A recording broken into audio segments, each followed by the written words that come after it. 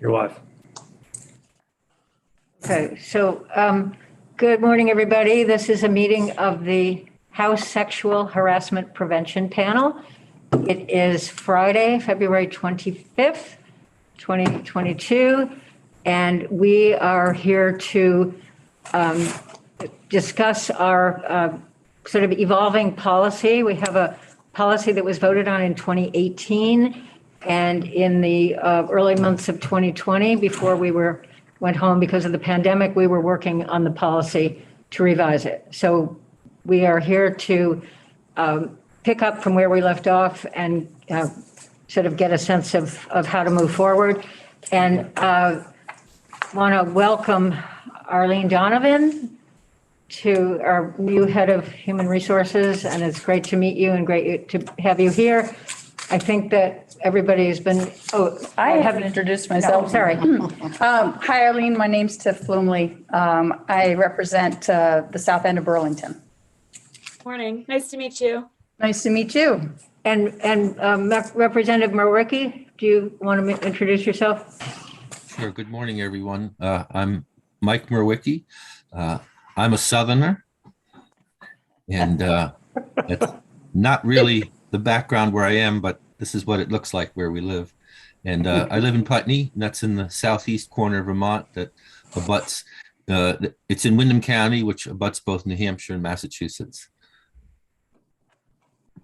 Me too. And the other member of the panel is Representative Patty McCoy from Pulteney, and she's the minority leader, and she may show up, I'm not sure she said she would be here, but something may have come up.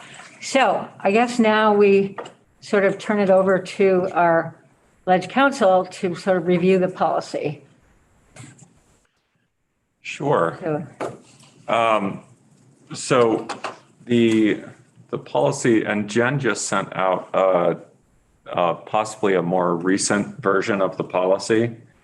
But if you'll remember, in 2018, we put a lot of work into updating the policy to make the process between the Senate and the House identical. So that would eliminate confusion over what you had to do to address a complaint, and also to make the panel process more robust, and to provide for things like an informal process and a formal process, depending on how people wanted to address the issue that they were facing.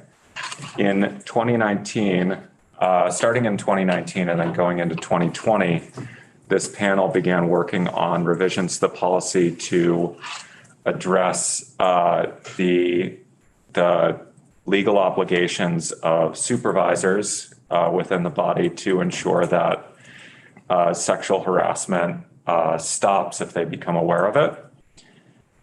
And the main revisions to do that occurred with first identifying additional people who could identify objectionable conduct to someone who is engaging in inappropriate behavior.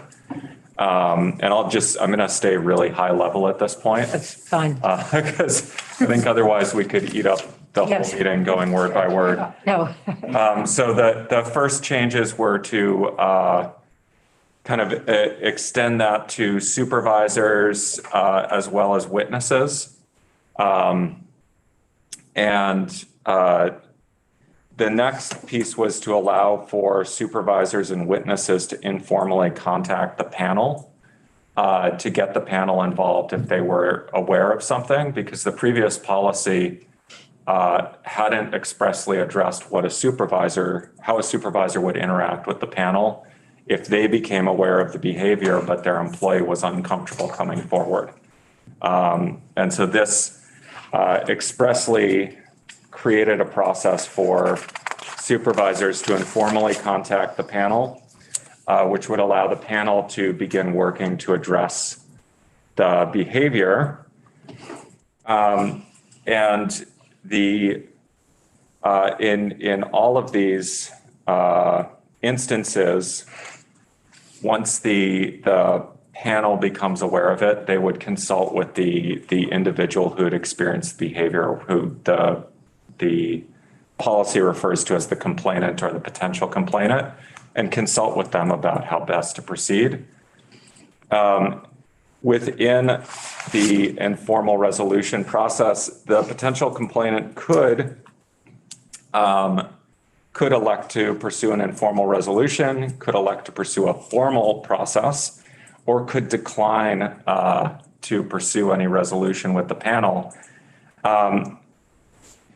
The panel, though, is again obligated by law to take immediate and appropriate action, and this policy update clarifies that and provides that the panel needs to inform the individual of this. So if there is danger of the behavior repeating itself or continuing, or if there's signs that it's ongoing behavior, then the panel is obligated to take immediate preventative action, which could be as simple as a conversation with the individual who's engaging in the behavior. And it's going to depend on the instance there. So it could be a little more complicated, creating a strategy for safety for the individual who's been experiencing the harassment. Conversations, if it's someone who the panel doesn't have jurisdiction over, conversations with someone who's in a supervisory role relative to that individual. So a member of the public or in a state employee outside of the legislative branch, et cetera.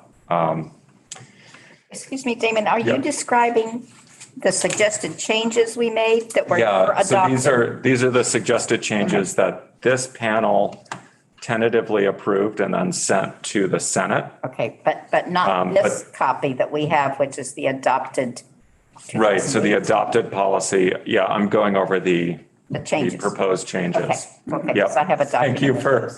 Thank you for the clarification. Yes, this isn't in the current adopted policy. These were the proposed changes that we'd talked about, just to bring us back up to speed. Okay.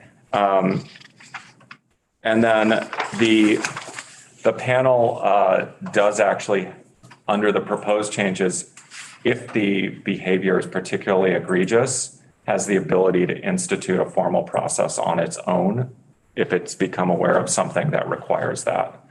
So their first step is sort of that informal preventative measures to stop behavior from continuing. The second step, though, allows them to institute a formal process in addition to the individual who's the complainant, who can always request a formal process. The other things that the changes included were clarifications about contacting other offices in the General Assembly for information on past conduct, to establish whether there's a pattern of misconduct. And a lot of, just sort of cleanup of the language occurred in here. It also allows the complainant and the respondent, so the individual who's alleged to have engaged in the misconduct, to request a hearing before the panel if they disagree with findings at some point along the process. So the let's just see. And the other piece that was clarified in here related to, or the next piece that was clarified related to the confidentiality. And it was really a cleanup of the language to clarify that the panel could disclose records to the extent necessary to carry out an investigation, where you may involve an outside investigator to do the investigation on behalf of the panel, so that there's no concerns about bias or something like that. So you get an independent third party. And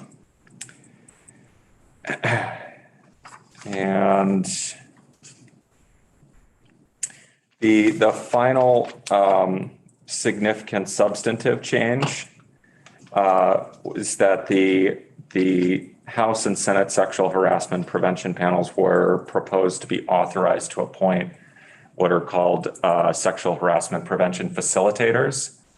people who understand the policy and understand what rights and options individuals have, but are really just there to answer questions, not to adjudicate or investigate or anything like that.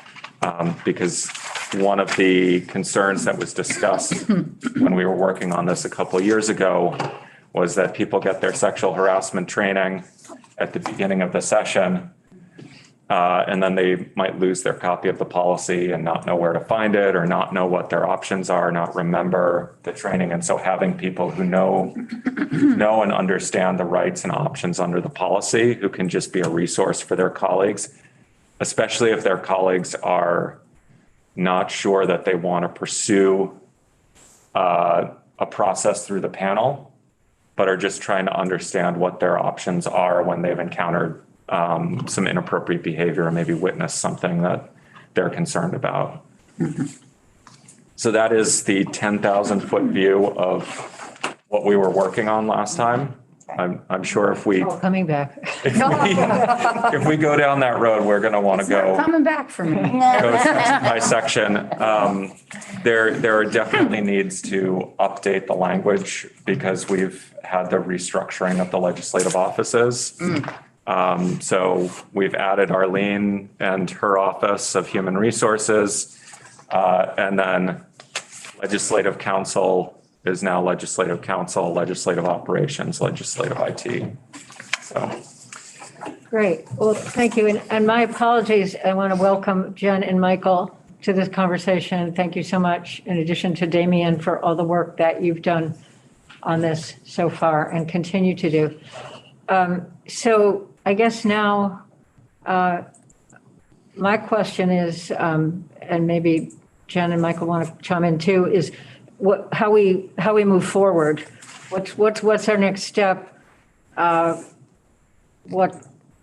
Just sort of trying to get a sense of that. And it looks like Michael has his hand up. Can't see very well here. So I just wanted to suggest one additional change. Yesterday, the House Ethics Panel voted on a resolution to amend its rules. And one of the things that it did is it gave itself the ability to vote, or well, the House gave it the ability to meet remotely when you are adjourned. So that, say, people from way down south don't have to come up to the Montpelier for like an hour or two meeting when an issue arises during adjournment. And I thought that might be something you would be interested in adding to your rules and or to the policy. I would definitely support that, being 2 hours away from here. So do we need to, does the panel, how do we do that? Can the panel vote on that? Does the House have to vote on it? How does this work? I think you're probably going to have to talk to the clerk about that and have a rule change, but okay. I can do that for you today if you would like. Well, or I'm happy to ask her too. So whatever you prefer. Yeah. Don't the current House rules indicate that all committees need to meet in person, off session? I mean, that's what we were doing last summer. Right. So the difference is that your committee and the House Ethics Panel have a timeliness requirement. Oh. You have to meet and respond within certain timeframes. Okay. And so that might not be feasible. It's much easier to schedule a standing committee to meet, 4 weeks from now in present. But if you have to meet within the timeliness requirements, it may not be able physically to do. It may not be possible to physically do that. And that was the discussion for the House Ethics Panel and the House Rules Committee. I think the House Rules Committee will be amenable because of the same type of considerations. Right. Well, I'd be happy to talk to the clerk.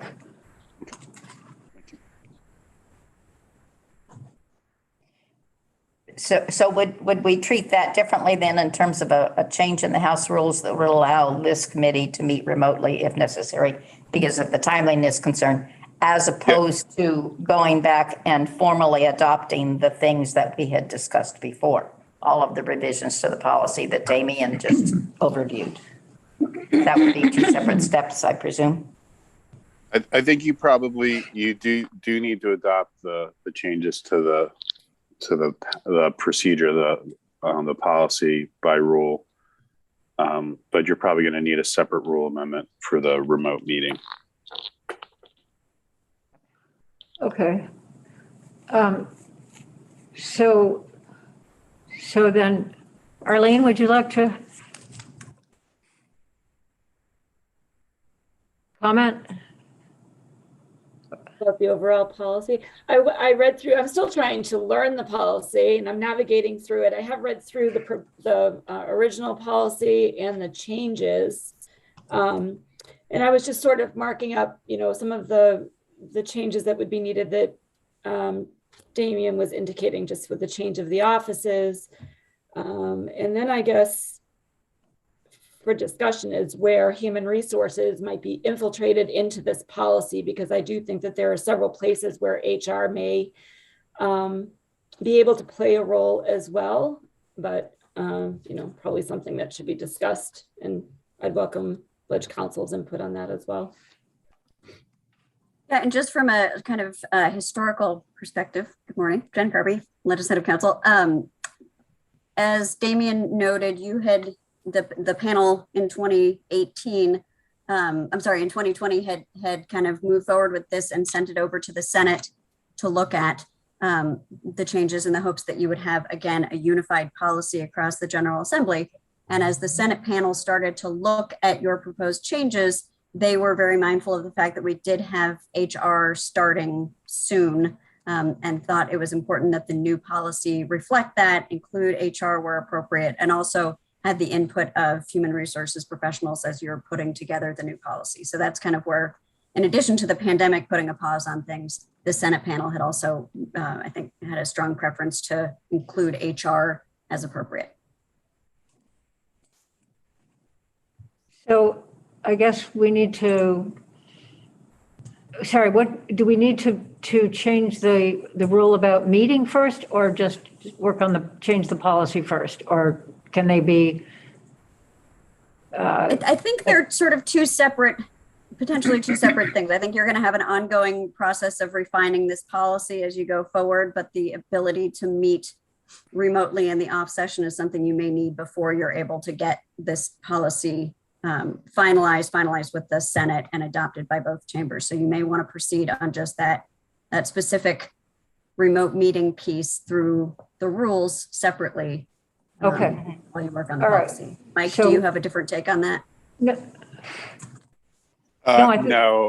because you can't really predict the Senate, right? And Right. so, and you want to be able to have the ability to meet remotely. So pursuing two separate tracks is probably the best idea.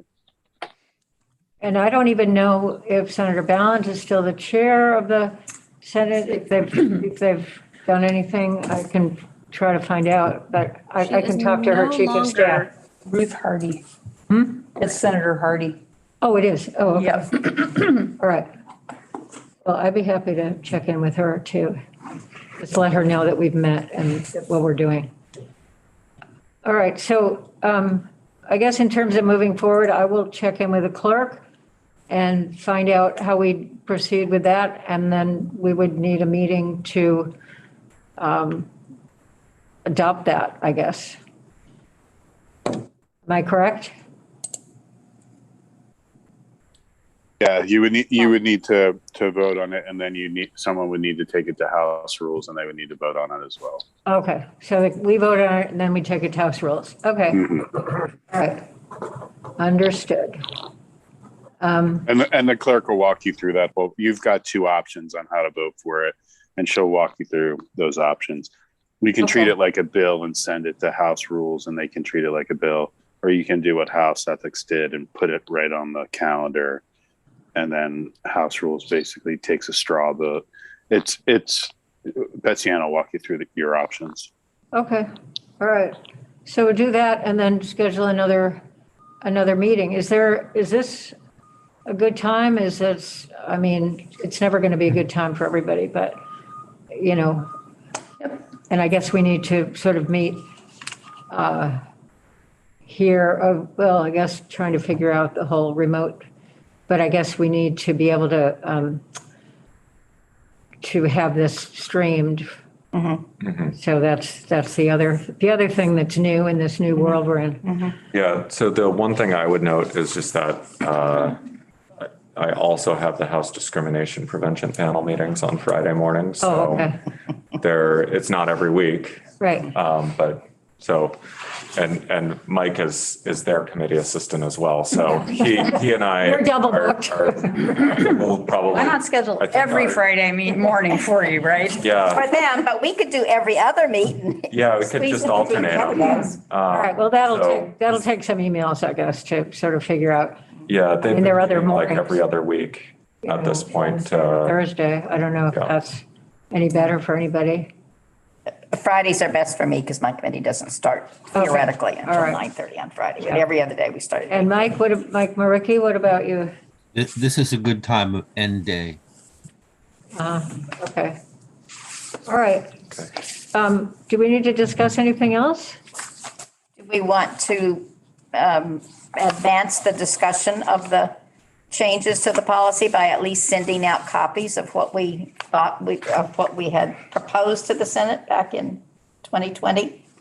And then consider, name changes that need to happen and then consider Arlene's, perhaps her involvement in this whole process. I mean, I think it would speed up the process if people had copies Yeah. of what were the proposed changes. Yeah, I don't have those. yeah, I think. Sure. Do you want us to do you want me to just send that to Mike Front and to the committee? That would be great.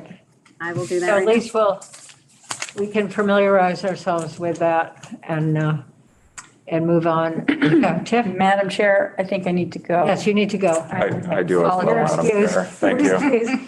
Thank you very Thank you much. very much. Thank you. Thanks for being part I of look this. forward to the work. Okay, so I think we probably don't have anything. Is there anything else, Jen or Michael or Arlene, that we need to talk about or do, or are we done for today?